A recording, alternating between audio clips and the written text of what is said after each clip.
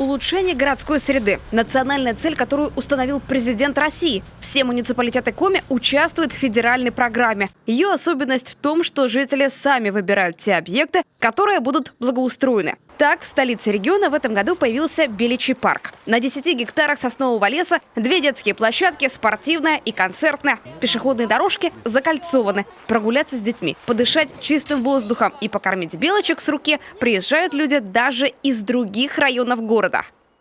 Мы живем на Октябрьском проспекте, у нас, к сожалению, там площадок нет, и приезжаем сюда гулять. Возможность близко приехать, насладиться природой и новой площадкой. Очень красиво, очень здорово придумали. Белочек покормили, дочь в восторге. Побольше бы таких мест в нашем городе.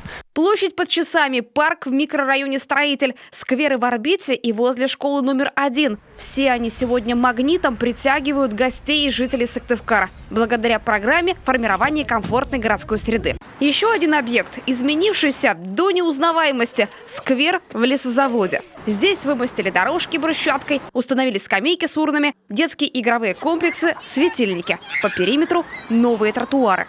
Здесь одни были банки, склянки, это все пивное. Лето в жара, они тут все в тень приходили, заседали. Заседали как, понятно в чем. А сейчас эта душа прямо не может нарадоваться. И дети довольны, и родители довольны. 9 мая у нас здесь проходят традиционные ежегодные митинги, посвященные Дню Победы. Вот мы видим, на заднем плане у нас стоит памятник сотрудникам ЛДК, погибшим в годы Великой Отечественной войны. Вот. Памятник тоже привели мы сейчас в надлежащее состояние. А в Кайгородке благоустройство площади воинской славы закончат в этом году. Масштабную реконструкцию памятного места начали еще в 2022. Сегодня львиная доля работ проведена. Восстановили мемориалы участникам 2 войн – гражданской и Великой Отечественной. История этого места уходит своими корнями в далекий 41-й. Именно здесь жители Кайгородка узнали о фашистском вторжении. Здесь собирали первых добровольцев и провожали их на фронт. В 1974-м установили памятник павшим землякам. С тех пор частичный ремонт проводили. Полномасштабной реставрации не было.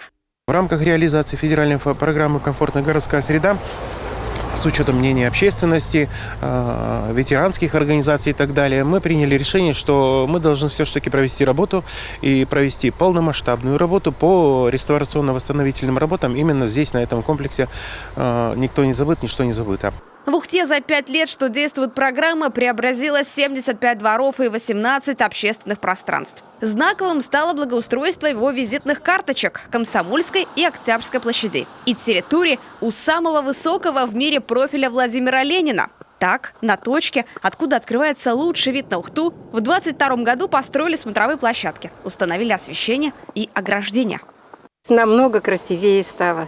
Сама эта улица вот от него и до Ветлосяна ведь очень красиво сделана, и асфальт положили.